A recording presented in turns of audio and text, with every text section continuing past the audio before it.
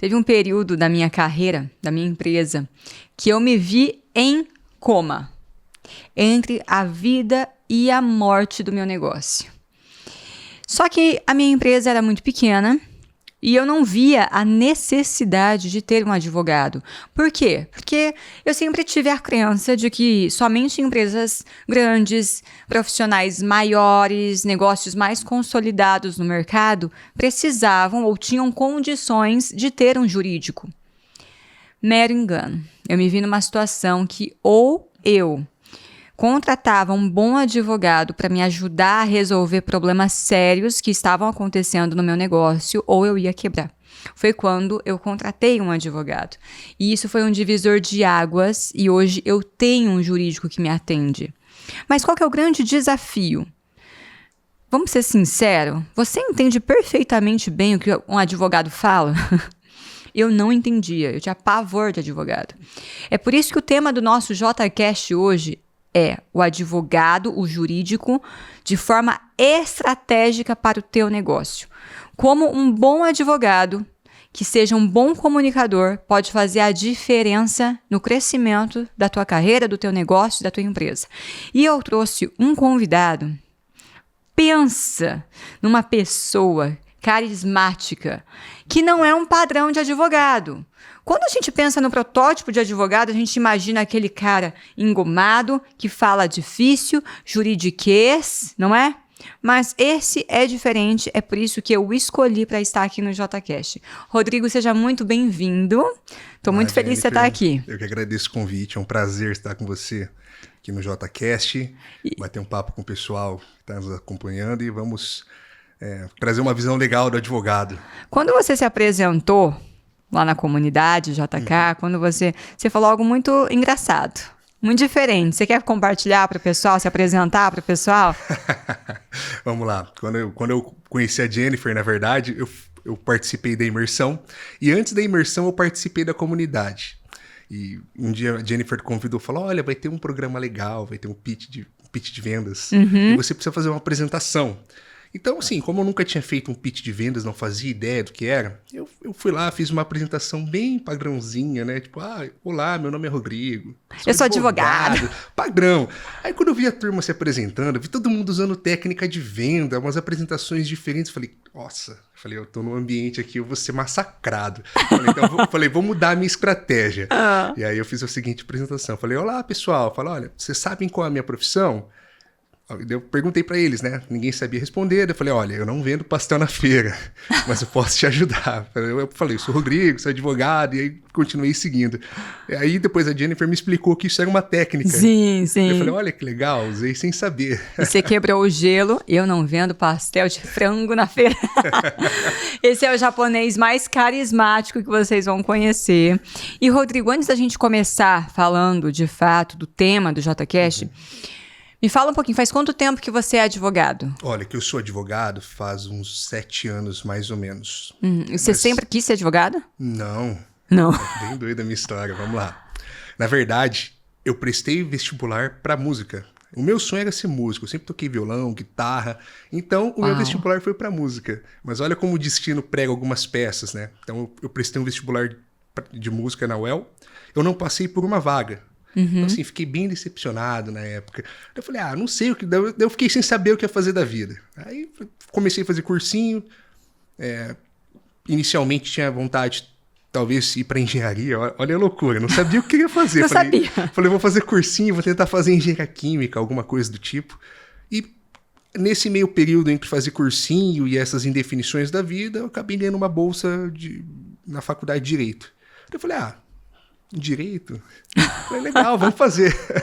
Então eu gosto de brincar assim, que eu não era um apaixonado, eu não escolhi o direito me escolheu. Uau, que chique. E como você começou a faculdade, como que foi? Como que você se encantou por esse ramo? Olha, o que fez eu gostar do direito foi trabalhar com direito. A faculdade não foi algo assim que me encantou tanto, mas eu tive a oportunidade...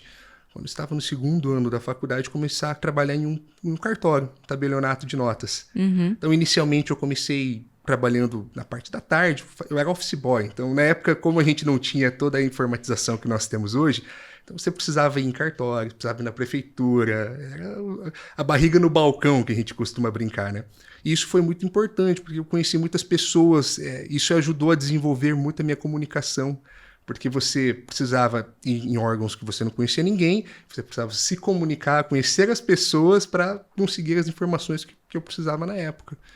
Então, posteriormente, eu fui efetivado no cartório, comecei a trabalhar num período integral, mudei a minha faculdade para o período noturno, e em um dado momento eu falei, eu não quero mais trabalhar em cartório. Estava meio indeciso da vida, eu falei, vou sair daqui e vou estudar para concurso público. Todo mundo passa por essa fase na vida, né?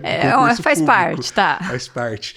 E aí, quando eu resolvi estudar para concurso público, eu recebi um convite para trabalhar na Galmo, que é onde eu trabalho hoje. Legal. Na época eu estava na faculdade ainda, e quando eu comecei a trabalhar na Galmo foi quando eu comecei a ter um contato maior com o ambiente corporativo. Aí eu comecei a gostar mais do direito. Legal. E aí você tá até hoje, faz quanto tempo você tá na Galmo? Com uns 9 anos, 8 anos. Bacana, que show. Bastante tempo. Tá, e você sempre foi comunicativo, carismático, isso já era seu? Sim, sempre fui. Comunicativo, sim. Você quebra a crença, o padrão dos japoneses, né? Sim. Porque você não é um advogado tradicional. Primeiro, porque a gente tem uma visão, não tô falando que tá? Tô generalizando. Mas existem protótipos das profissões. E advogado, você imagina um cara formal, que fala difícil, sério, pouco sorriso. E aí você se depara com um japonês carismático, sorridente, comunicativo, quebra bastante barreira. Isso te ajudou? Sim, ajuda bastante. Principalmente porque no direito as pessoas têm uma visão um pouco errada às vezes do que é a nossa profissão. Muitas pessoas acham que para você ser um bom advogado, você precisa ser bom tecnicamente. Eu já tenho uma visão diferente. Ser bom tecnicamente é uma obrigação. Uau. O que distingue um bom advogado? Comunicação, relacionamento. Porque eu não sou bom em tudo. Então, sim, eu sou bom na minha área de atuação. Mas, por exemplo, eu vou ter um problema, vou dar um exemplo, eu atuo muito com direito imobiliário. Eu vou ter um problema em direito trabalhista. Eu não entendo sobre direito trabalhista, mas eu tenho um colega, um amigo, que entende. Entendeu? Então, assim, o fato de você ter conexões, se comunicar bem, fazer amizades, é uma coisa extremamente importante para quem pretende atuar no ramo jurídico. Relacionamento. Coisas que a faculdade não ensinam. E me fala assim, ó, por exemplo, eu tinha uma crença de que por uma empresa ser pequena demais, eu não precisava de um advogado. Existe essa crença? Você acredita que em que momento uma empresa precisa de um jurídico? Vamos lá, na minha visão existe sim. Principalmente hoje, que nós vivemos aí em um período onde surgem várias startups, vários negócios, os negócios eles surgem de uma forma mais rápida. Muitas vezes um negócio, vamos pensar assim, em um período curto de 3, 5, 10 meses, vira um negócio milionário. E as pessoas às vezes não deram atenção para uma questão societária, fala, olha, Jennifer, vamos ser sócios, qual é a regra da nossa sociedade? E fica tudo apalavrado, fala, não, eu e a Jennifer somos amigos, nós não vamos ter problema com isso. Mas o que a gente mais vê na prática acontecendo são esse tipo de problemas. Não funciona. Né? Exatamente. Assim, uma analogia legal, vamos lá, você vai construir uma casa. Você vai contratar um pedreiro depois que você já fez a fundação da casa, ou você contrata o pedreiro para construir a fundação da casa? Porque Perfeito. O pedreiro é quem constrói, entendeu? Então, assim, vai começar um negócio, obviamente, você tem níveis e níveis. Você pode contratar um advogado muito especialista, onde o honorário dele vai ser bem elevado, assim como você vai ter um advogado bom com honorários mais baixos, né? Então, o que a gente sente do mercado é isso aí. Às vezes as pessoas falam, não preciso contratar um advogado, meu negócio é pequeno, mas precisa sim. Num país como o Brasil, onde nós temos infinitas leis, normas, regulamentos, e a cada dia surgem mais leis, mais normas, mais regulamentos. Por exemplo, vamos passar por uma reforma tributária agora. Então, assim, isso impacta desde o microempreendedor até uma multinacional. Então, o direito ele está no dia a dia das pessoas. É que a gente não enxerga, mas ele está presente. E o chat GPT e a inteligência artificial, que as pessoas vão lá, anexam um contrato, pedem para eles avaliarem ou faziam um contratinho ali. Você acredita que é eficiente, que em alguns casos ou em algumas situações a inteligência artificial vai substituir o advogado? Eu não digo substituir, mas a inteligência artificial, ela assessora o advogado. E eu acho que ela torna a commodity mais barata, vamos pensar assim. Bom, eu digo isso aí porque, às vezes, para o advogado, antes de ter uma inteligência artificial, por exemplo, fazer um parecer, ele precisaria escrever esse parecer inteiro. 10 laudas, 5 laudas. Hoje, com o uso da inteligência artificial, não é que o advogado não vai fazer, você vai fazer. Só que essa inteligência artificial, ela te assessora. Então, ela te faz economizar tempo. Então, um serviço que eu gastaria 10 horas, eu vou gastar 2 horas, por exemplo, proporcionalmente isso fica mais barato, porque a concorrência e o mercado automaticamente fazem isso. Para quem é advogado, ou na sua profissão, eu acredito que você também deve sofrer isso, o que a gente tem notado cada vez mais são as pessoas fazendo consultas abertas ao ChatGPT, achando que a resposta dele é absoluta. Em alguns casos mais simples, ela orienta e orienta muito bem, né? Não temos que ser francos. Só que para coisas mais complexas, ou o seu caso ser um caso específico, ela pode te dar uma orientação equivocada. Total. E aí vem ao encontro de um pensamento que eu tenho, para quem gosta de advogar no ambiente corporativo, a decisão ela não é só baseada em lei, ela é baseada em perfil. E a inteligência artificial não conhece o perfil do seu cliente, não conhece o seu perfil, o quanto você está disposta a tomar de risco. Então, se basear totalmente na decisão de uma inteligência artificial, se você não é um expert na área, é bem arriscado. Uma coisa é você usar como base ali e você ter um olhar crítico, a sua experiência, o seu know-how te ajuda a ter um olhar crítico sobre aquilo. Exatamente. Outra coisa é você simplesmente deixar o chat fazer tudo, sem avaliar, sem critério, sem esse senso crítico. Exatamente. Só que, infelizmente, eu vejo que tem profissionais que não têm essa maturidade para realmente usar a ferramenta a favor e acaba ficando refém. Sim. Você acredita que vai ter ou já está tendo consequências? Com certeza. A nossa mente, ela gosta de trabalhar com um sistema de recompensas. E quando a gente tem uma recompensa fácil, isso dá uma saciedade para a pessoa. E o que a inteligência artificial acaba fazendo conosco? Ela te dá uma resposta rápida. Então, algo que você levaria 10 horas, eu vou pegar 10 horas porque a gente usou no exemplo anterior para fazer, ela vai te entregar às vezes em 30 minutos. 20 minutos. E aí, o que nós pensamos? Nossa, olha, o que eu levaria 10 horas para fazer, eu fiz em 30 minutos. Isso te dá uma saciedade. Só que, ao mesmo tempo, isso traz uma ansiedade muito grande. Porque para tarefas agora que você precisa de algo mais intelectual, como ler livro, pesquisar doutrina, jurisprudência, você fica mais impaciente. Então, acho que é necessário ter um equilíbrio. Não usar a inteligência artificial para fazer tudo, usar dentro do necessário, mas ter um equilíbrio, não deixar a máquina substituir o seu trabalho. Mas aí vamos pegar um caso que você veio de uma fase, uma geração, em que você se formou, você começou a trabalhar, advogar de um jeito, depois veio a inteligência artificial e agora você está a utilizando a teu favor. Mas e esses advogados que estão se formando agora, estão entrando para o mercado de trabalho agora? Que dica você daria, que conselhos, que orientações você daria para eles? Boa pergunta. Um conselho que eu daria para essa geração nova é estudar inteligência artificial. Porque é um ciclo que veio que não tem como você fugir. Ele está aí, ele está acontecendo. Não tem como você falar, olha, não vou usar. Não, você vai ficar para trás. Então, assim, você precisa entender o que é inteligência artificial. Assim como as pessoas lá atrás, década de 90, pegaram a era da internet, que foi toda uma transição, toda uma mudança, nós também estamos passando agora por uma transição, nós estamos dando um passo a mais. Então, você precisa acompanhar isso, porque quem não acompanha fica para trás. É o exemplo, se você está nadando, se você está no mar, se você para de se movimentar, o que acontece? Você afunda. Então, se você quer ficar em cima, você tem que se movimentar. E isso é uma realidade hoje. Tá, e aí vamos pegar assim, ó, porque tem muitos, dentro do direito tem muitas áreas, tem muitas vertentes.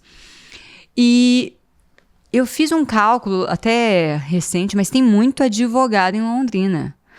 Não em Londrina, no mundo, no Brasil, mas vamos falar da região aqui. Tá saturado. O Brasil tá saturado, tem muito advogado.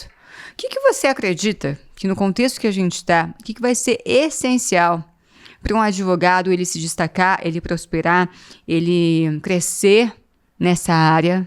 Qual dica você daria para eles? A primeira dica é se especialize em alguma área. Porque quem é bom em tudo, não é bom em nada. Eu sempre gosto de pegar o exemplo do pato. Ele anda, ele voa, ele nada, mas não faz nada bem feito.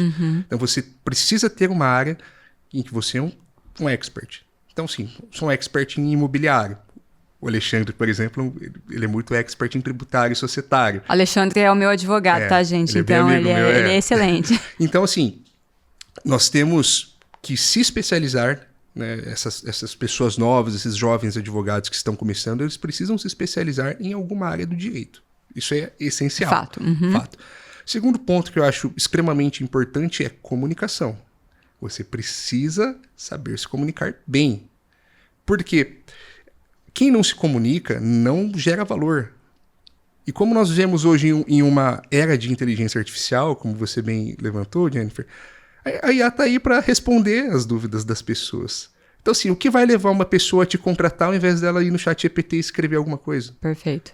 É o quê? O valor que você gera, a autoridade que você gera ao se comunicar. Isso é extremamente importante. Eu estava falando com a minha esposa outro dia e eu gosto de usar um exemplo que é bem interessante. Quando a gente pega uma taça bonita e um copinho americano feio e coloca vinho nesses dois recipientes. No copo você vai colocar o melhor vinho, um vinho francês caríssimo, 50 anos. E na taça você coloca o pior vinho. Se eu te vendar e você não vê eu colocando os vinhos e tirar sua venda e falar, Jennifer, tem 2 taças, escolhe uma para você tomar, qual você escolheria? Óbvio que a taça. Exatamente. Por quê? A taça comunicou melhor, visualmente falando. Você olhou para a taça e falou, olha, a taça gera valor, o copo não. Mas o que vai acontecer quando você tomar a taça e falar, nossa, que vinho ruim. E quando você tomar o copo, fala, nossa, que vinho bom. E qual a conclusão que a gente chega disso?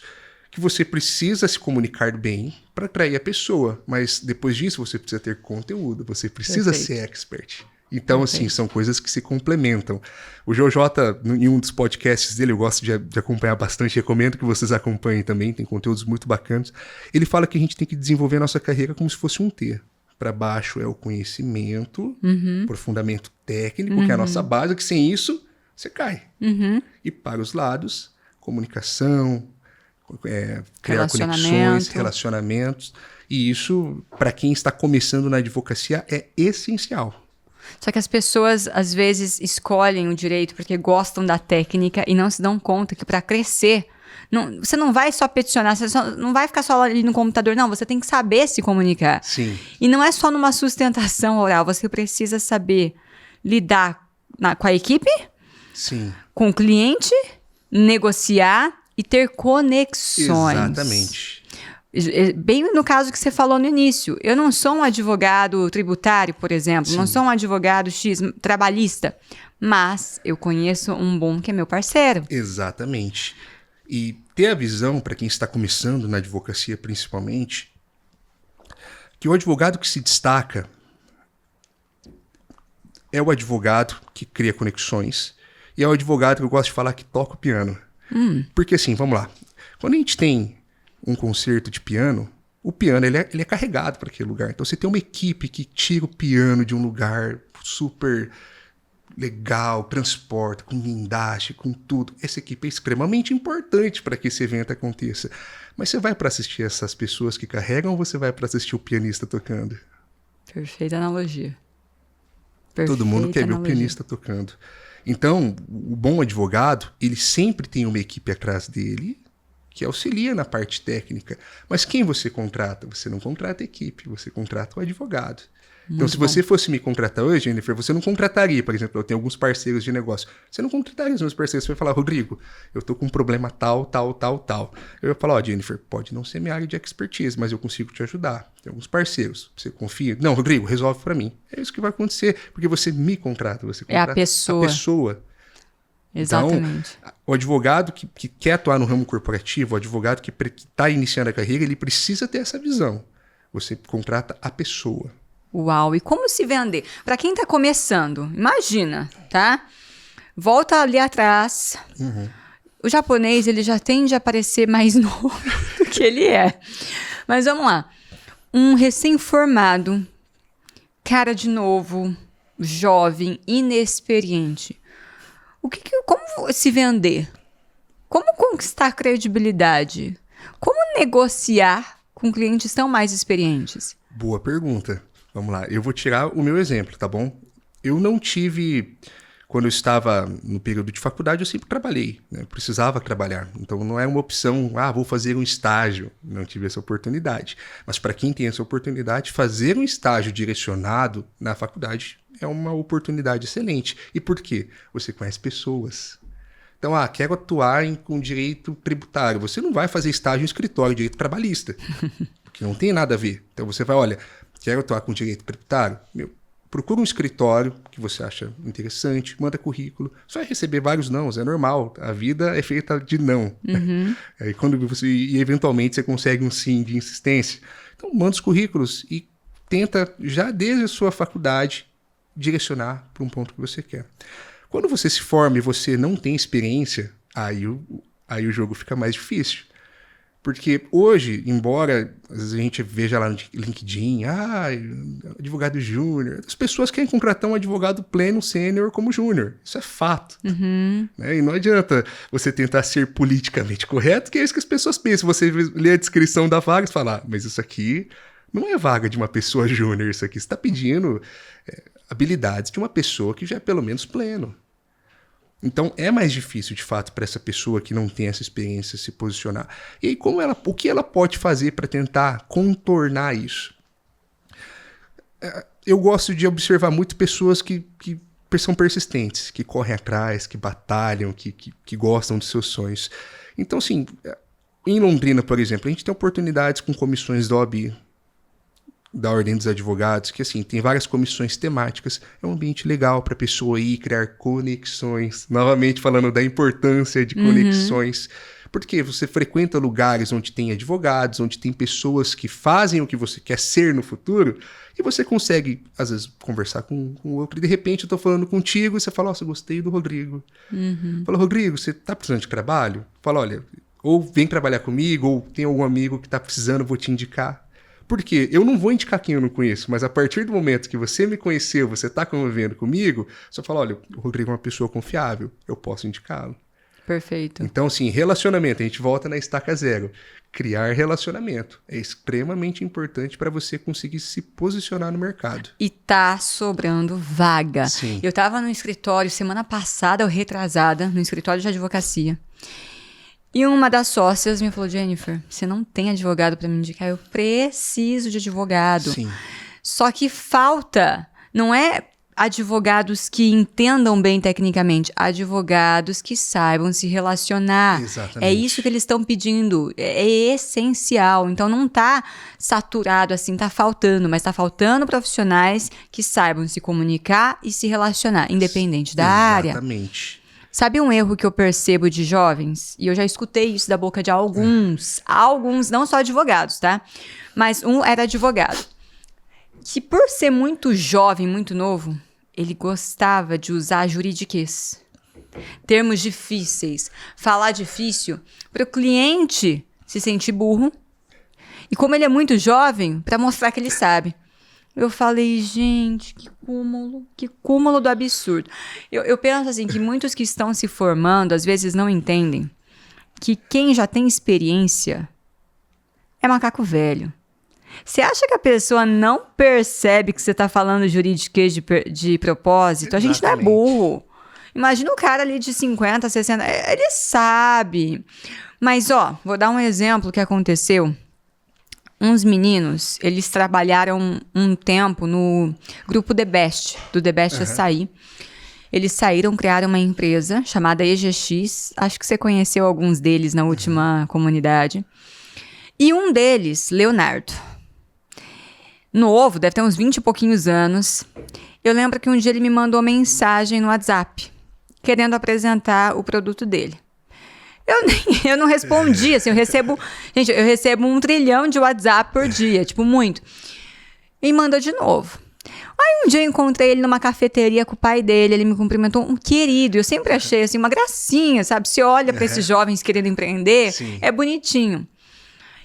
Eu encontrei na cafeteria, logo depois ele me mandou o WhatsApp.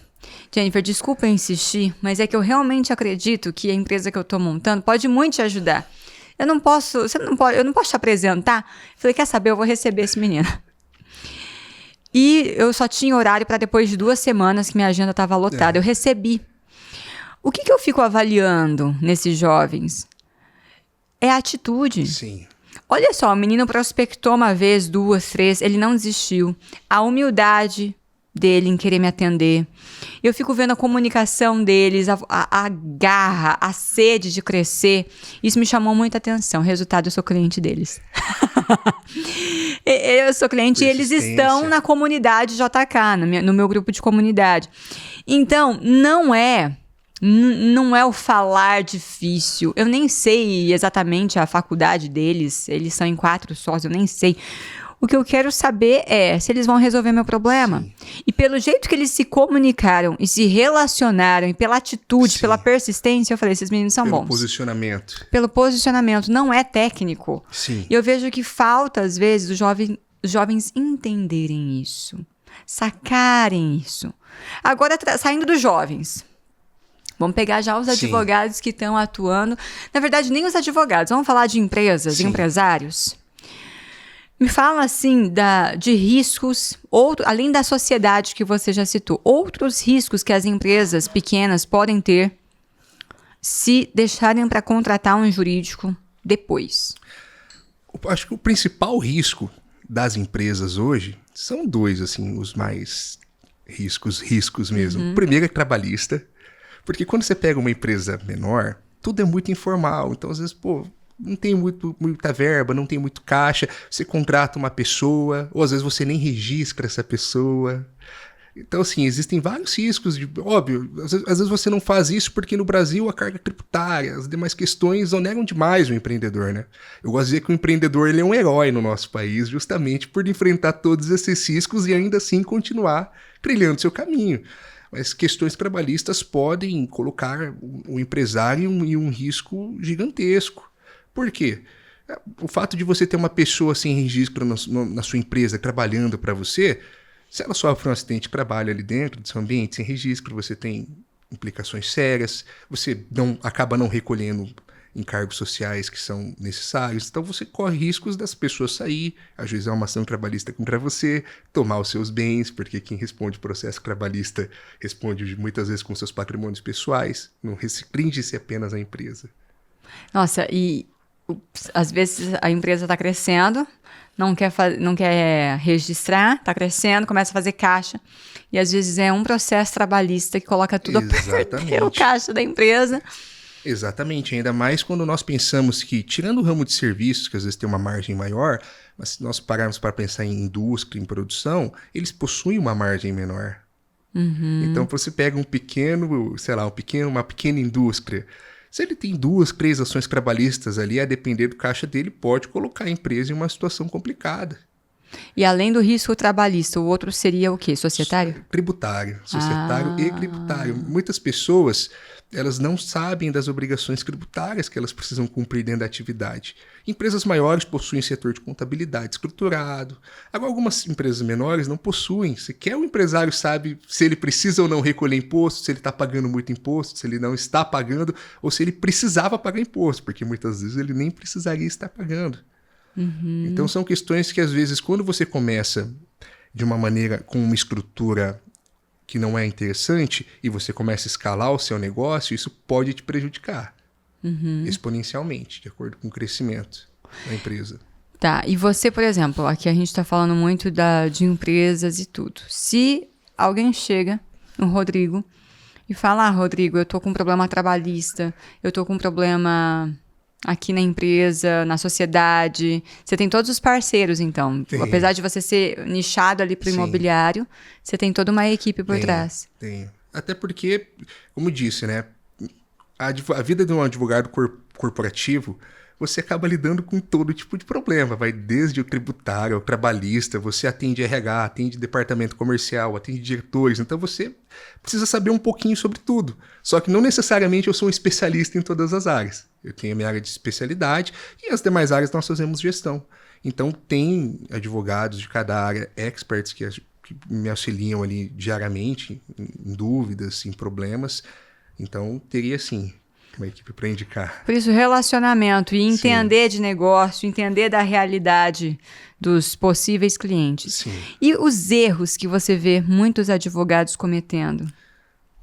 Um erro interessante e que nós vemos no advogado é prometer resultado que ele não consegue entregar. Por exemplo? Por exemplo, olha, você tem uma ação, você te contrata e fala, não, Jennifer, você com certeza, 100% de certeza que você vai ganhar. Só que é uma afirmação impossível, porque no direito nós nunca temos 100% de certeza sobre nada, e nós nem podemos garantir resultados. Ou mesmo dentro de uma empresa, você tem alguma questão tributária, fala, olha, Jennifer, você vai recuperar, eu confirmo para você que você vai fazer uma recuperação de créditos, me contrata. Então, assim, muitos garantem resultado e não entregam. Eu falo, isso é péssimo. Isso queima a sua imagem no mercado. Então, o primeiro erro é prometer, fazer promessas de resultado. Que mais? Outro ponto que advogados pecam um pouquinho é não querer pagar o preço das coisas. Como advogados assim? Corporativos. Ou advogados de modo geral. A gente pensa que para crescer na vida ou na advocacia, você precisa ter um desequilíbrio. Eu gosto de pensar assim na sua vida. Por quê? Quando você está estático, você sempre faz a mesma coisa, você nunca vai sair do mesmo lugar. Então, muitas pessoas querem ter resultados grandes na advocacia, mas elas não estão dispostas a pagar o preço.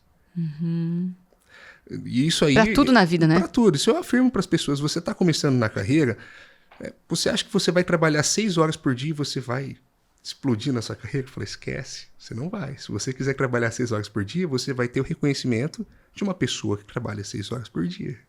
Perfeito. Se você quer crescer, você vai ter que fazer muito mais do que te contrataram, você vai ter que entregar muito mais, porque você precisa gerar esse valor, né, Jennifer? Cara, em tudo na vida, assim, eu vejo quanto tem pessoas querendo atalhos. Você quer saber se você tem um negócio?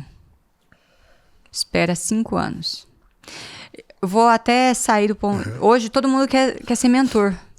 A pessoa quer ser mentor de direito, a pessoa quer ser mentor de vendas, mentor de comunicação, de corretores de imóveis, de qualquer... Eu tenho mentor para tudo, gente. E é o que eu sempre oriento. E muitas pessoas vêm me perguntar, e eu sempre sou muito franca. Eu gosto de ser franca desde o início. Eu te ajudo. Mas você precisa saber de uma coisa. Montar uma turma é muito fácil. Vai ser a turma mais fácil da sua vida. Mas e depois? Aí você tem que montar a segunda. É fácil também. A terceira. Faz isso 1 ano. Faz isso 5 anos. Você conseguiu ter uma constância de turmas com caixa saudável, mesmo com a oscilação e com os desafios do mercado? Então você tem um negócio. Mas não só mentoria, para tudo na vida. Com a internet, com a IA e com todos os ciclos que a gente vive no mundo, toda vez que vem uma novidade, tipo a IA agora, né? As pessoas têm a falsa crença, a ilusão de que aquilo vai mudar totalmente o jeito de trabalhar. Muda um pouco. Mas tem coisa que é universal, existem leis universais. E uma delas é, você quer prosperar? Trabalha. Exatamente. Faz mais. Não existe esse negócio de trabalhar com equilíbrio. As pessoas falam de equilíbrio. Tudo equilibrado, cara. Eu precisei viver um baita desequilíbrio ano passado para o negócio dar certo. Mas tá tudo bem, faz parte do processo. Mas não é estável, simples, totalmente leve e fácil. E para advogado também. Exatamente. E ter uma cabeça, ter uma mentalidade que você trabalha na empresa, mas você trabalha para você. Você é o seu próprio chefe. Então, você investir tempo no seu desenvolvimento pessoal e intelectual é essencial. Porque a profissão, principalmente para quem trabalha internamente em empresas, é comum com o tempo a pessoa tender a querer se acomodar um pouco. Por quê? Tem rotina, já está acostumado com o ambiente, o ambiente corporativo, ela domina aquele ambiente.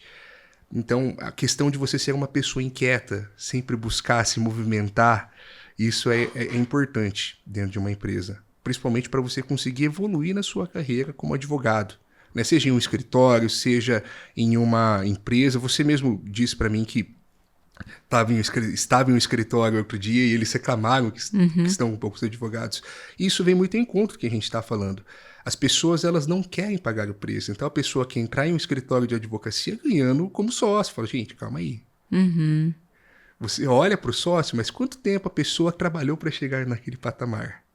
Perfeito. As pessoas esquecem a raiz, o passado, o que foi feito para chegar nesse ápice. Exato. E não é uma coisa, é a soma de quantas coisas ao longo dos anos. As pessoas têm que entender que existem anos, não são meses e dias. Exato, é o processo. Então, o Rodrigo de hoje, ele resolve problemas de forma muito mais eficiente e mais rápida do que o Rodrigo de 9 anos atrás resolveria. E isso aí não é só sobre direito, é sobre viver, sobre ter experiências. Experiência é o feeling, Exatamente. A percepção das coisas muda, né, com a experiência. Quando a gente pega dentro do ambiente corporativo, é isso que eu falo para o pessoal que é extremamente importante. O que nós trazemos de experiência agregam muito a forma como nós enxergamos a resolução de problemas. Porque muitas vezes a resolução do problema não é direito, não é sobre direito. É sobre entender a situação, é sobre entender o risco e trazer opções. Legal. Porque o empresário, e a gente volta no assunto de IA, ele consegue perguntar tudo que ele quer para IA antes dele falar comigo. Então ele pode ir lá na IA, ele vai perguntar, tenho direito, não tenho direito? Ele vai vir falar comigo. Ele sabe que não pode, mas ele vai querer o quê? Rodrigo, acho uma opção. Eu já sei que não pode. Eu não quero que você fale para mim, não dá para fazer. Então, as pessoas querem ter um risco calculado. Você está no seu negócio, fala, olha, Alexandre, quero fazer tal coisa, Rodrigo, quero fazer tal coisa. Eu falo, Jennifer, olha, eu não iria por esse caminho, é um pouco arriscado. Dá para você fazer da opção A, B ou C. O que você prefere fazer? Legal. Opção A, vai acontecer isso, opção B isso, opção C.